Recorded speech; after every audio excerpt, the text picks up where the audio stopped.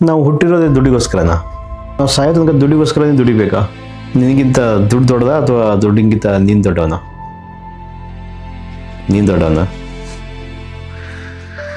ನೀನು ದುಡಿತಾ ಇರೋದೇ ದುಡ್ಡಿಗೋಸ್ಕರ.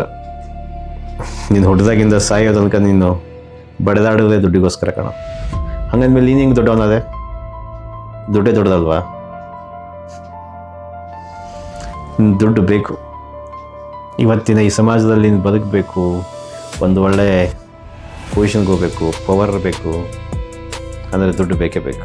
ದುಡ್ಡಿಲ್ಲ ಅಂದರೆ ಏನೂ ಮಾಡೋಕ್ಕಾಗಲ್ಲ. ಹಾಗಿದ್ರೆ ನಾನು ಸಾಯ್ತನಕ ದುಡ್ಡಿಗೋಸ್ಕರ ದುಡಿತಾ ಸಾಯ್ಬೇಕಾ? ಇಲ್ಲ, ದುಡ್ಡನ್ನು ನಿನಗೋಸ್ಕರ ದುಡಿಸ್ಕೋಬೇಕು.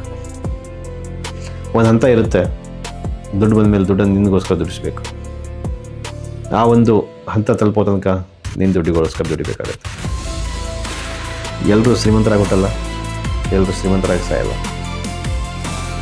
ಬಟ್ ಹುಟ್ಟಿದಾಗ ನೀನು ಬಡವನಾಗಿ ಸಾಯ್ಬೇಕಾದ್ರೆ ನೀನು ಬಡವನಾಗಿ ಸತ್ತಂದರೆ ನಿನ್ನ ತಪ್ಪ ಅಂತ ಹೇಳಿದ್ದಾರೆ.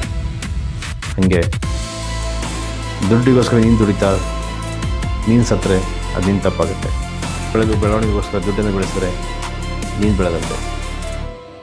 ನಮಸ್ಕಾರ, ನಾನು ಚಂದ್ರಶೇಖರ್ ಭಟ್.